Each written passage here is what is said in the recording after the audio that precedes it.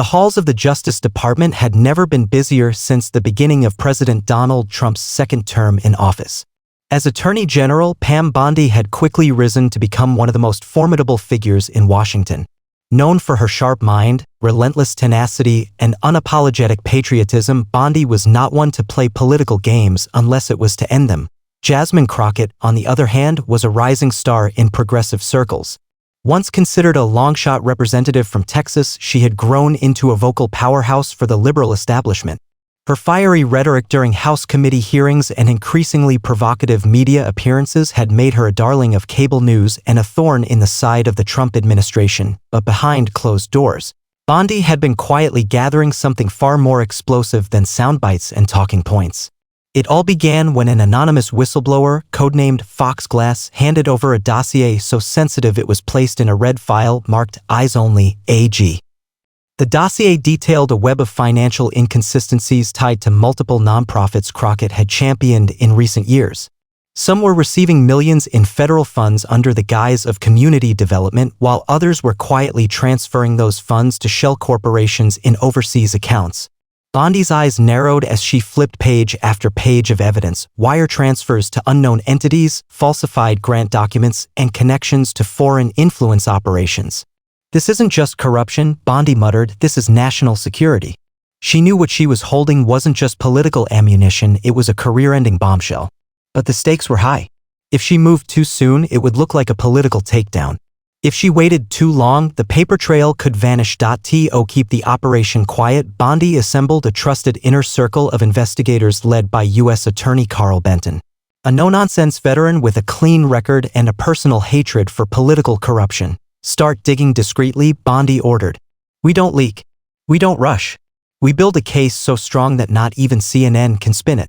Within weeks, the task force discovered that Crockett's flagship nonprofit, Justice for the People Foundation, had diverted over $6 million in pandemic relief funding to a consultancy firm co-owned by Crockett's former campaign manager. The money trail extended to real estate deals in New York, lavish events in Miami, and most damning of all, donations traced back to foreign nationals under investigation for election meddling. Still, Bondi kept it quiet. No press conferences. No leaks. The nation's top law enforcer had learned to be patient, but Crockett was growing bolder. During a primetime interview on MSNBC, she accused Bondi of weaponizing the Justice Department to silence black women in power. The soundbite went viral. Hashtags trended. Protests mounted outside the DOJ. Bondi didn't flinch. Instead, she placed a sealed envelope on President Trump's desk. "You might want to see this before the media does," she said calmly. Trump read the summary, his usual bravado replaced with a rare moment of silence. "Are you sure about this?" he asked. Bondi nodded. "If we don't hold her accountable, who will?" He leaned back, nodding slowly. "Do it by the book, but don't hold back." The next morning, federal agents quietly subpoenaed Crockett's financial records. The following week, Bondi filed a formal investigative review with the House Oversight Committee. The liberal media smelled something, but they didn't yet know that what Bondi held wasn't just a scandal. It was a political earthquake waiting to erupt. The House Oversight Committee chamber buzzed with unease. Though it was standard for high-ranking public figures to be called in for questioning, something about the subpoena delivered to Congresswoman Jasmine Crockett had made even seasoned staffers nervous. Unlike other investigations, this wasn't leaked to the press in advance. There were no primetime teases or clickbait headlines. It had come like a silent storm, swift, precise, and unavoidable. Crockett, draped in a tailored white blazer and flanked by her attorneys, walked into the chamber with the kind of defiance that had made her a progressive icon. She adjusted her glasses, gave the cameras a nod, and took her seat before the mic. Pam Bondi wasn't present in person. Instead, she had sent Special Prosecutor Carl Benton to deliver the preliminary findings. Though calm and quiet in demeanor, Benton possessed the kind of authority that didn't need volume to command attention. He came with files, digital evidence, timelines, and a manner that suggested this wasn't just politics, it was prosecution. He cleared his throat. "Madam Chairwoman, members of the committee, and Congresswoman Crockett. I am here today to present findings from a 6-month forensic audit of federal funds allocated to community organizations connected directly to Representative Crockett." Crockett rolled her eyes. "Here we go," she mumbled into the microphone. Benton didn't flinch. He placed a USB drive on the evidence tray and began his PowerPoint. Slide after slide illuminated the room. high-definition scans of falsified expense reports, bank statements showing transfers from Crockett-linked nonprofits to Shell LLCs in the British Virgin Islands, surveillance footage of associates withdrawing tens of thousands in cash before disappearing into private vehicles. Then came the damning blow. This document, Benton said, lifting a page marked Confidential Internal Memo, was recovered from the inbox of a now-defunct consultancy run by a former Crockett campaign advisor. It references plans to divert federal pandemic relief into campaign-related efforts and offshore investments. The memo is dated 8 days before the funds were received. Gasps echoed through the chamber. The chairwoman leaned forward. "Congresswoman Crockett, do you have any response to these findings?" Crockett adjusted her mic and offered a rehearsed smile. "Yes, I do. This is a political hit job. Pam Bondi has a known vendetta against progressives like me. We've seen this kind of tactic before, and every time it turns out to be smoke and mirrors." But her voice shook just slightly. Carl Benton calmly replied, "That's why we brought the receipts." Suddenly, Crockett's lead attorney leaned in and whispered something urgently into her ear. Her face stiffened. Her eyes darted. Something had changed. Back at the Justice Department, Bondi watched from a private conference room. Her top staff surrounded her, eyes locked on the livestream. She didn't gloat. She didn't smile. This wasn't about scoring points, it was about holding power accountable. "We're not done," Bondi said, pulling another folder from her drawer labeled, Phase 2, Foreign Influence. Later that evening, the news cycle shifted dramatically. For the first time, liberal news anchors began to use words like serious allegations and concerning evidence. While Crockett's allies scrambled to play defense, the story grew legs of its own, and then it happened. An anonymous source leaked audio recordings to an independent journalist.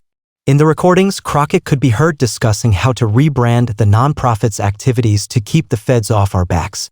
She laughed.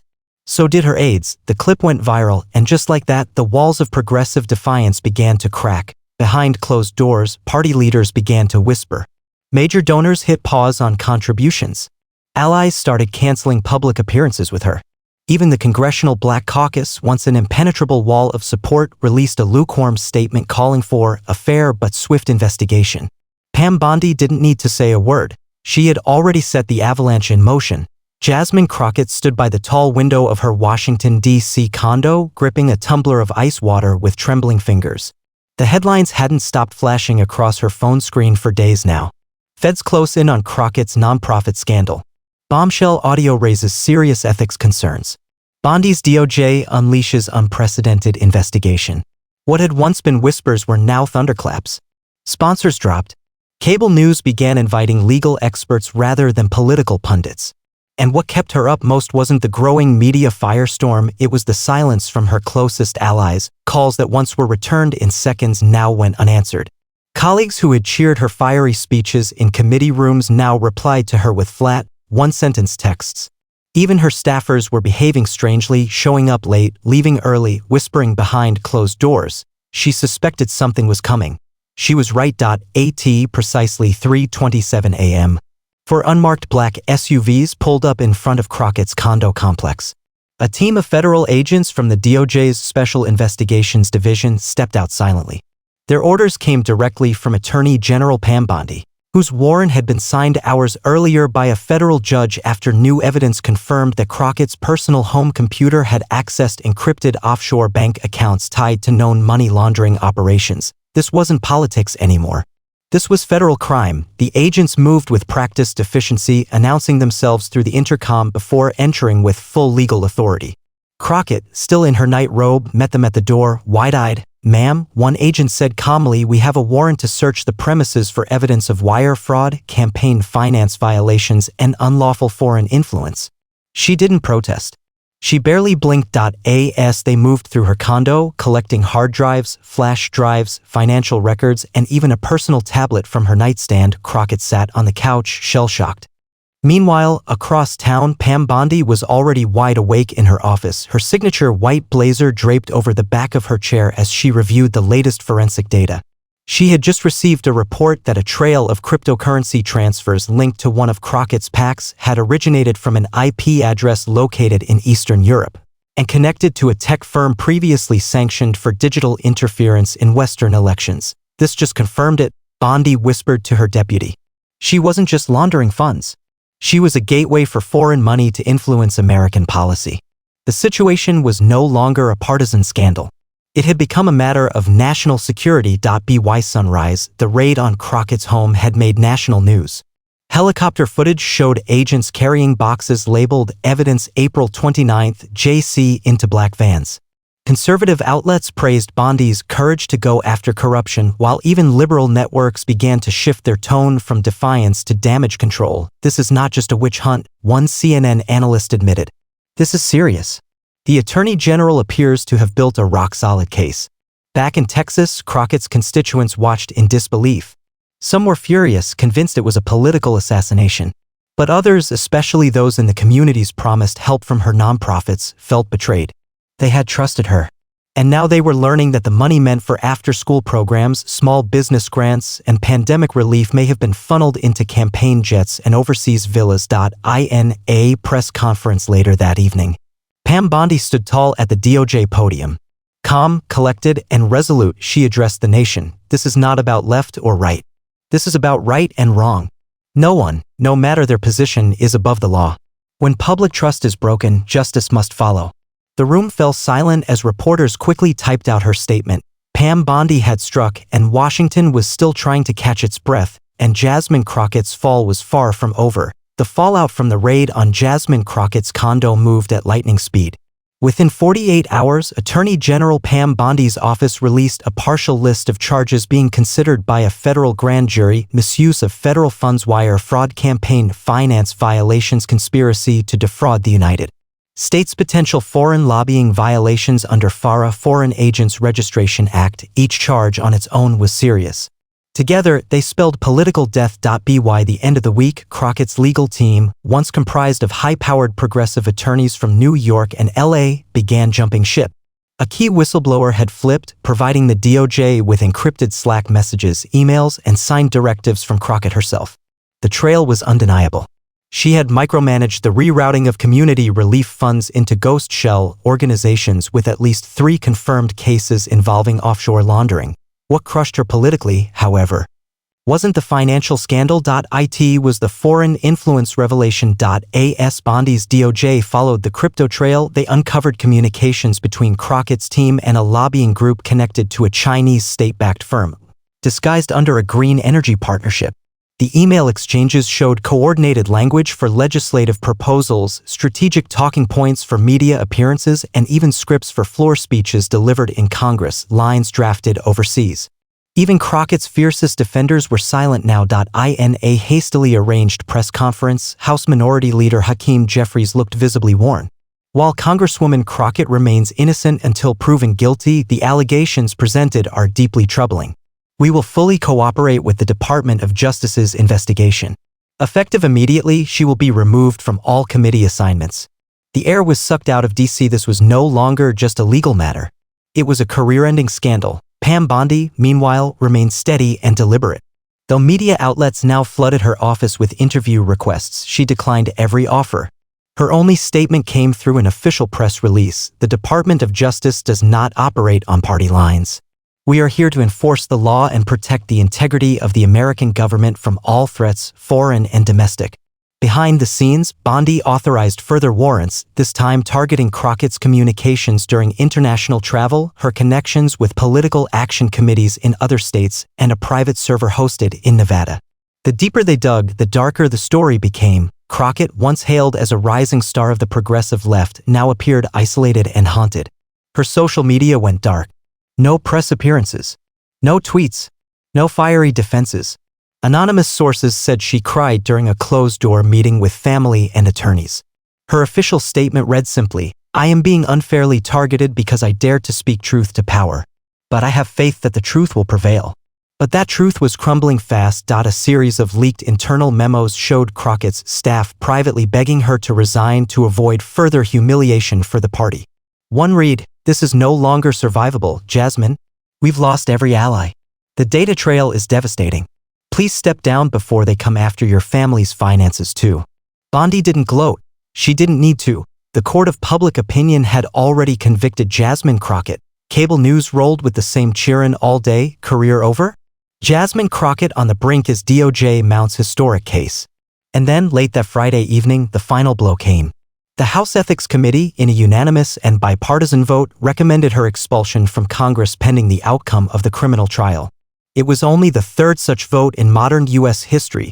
Pam Bondi had not just launched a case, she had made history. As the clock neared midnight, Crockett's resignation letter was hand-delivered to Speaker of the House Byron Donalds. No cameras. No grand exit. No applause. Just a plain envelope and silence. Washington, D.C. hadn't seen a political collapse this swift in decades. Just 3 weeks after Pam Bondi authorized the investigation into Representative Jasmine Crockett, the once celebrated Congresswoman had submitted her resignation, been formally indicted by a federal grand jury, and had her mugshot leaked, an image that would soon be etched into the nation's memory. But as Crockett disappeared from public life, Pam Bondi stepped into a new phase of national recognition, not for partisanship, but for principled action. Her handling of the case drew bipartisan acknowledgement, albeit grudgingly from some corners.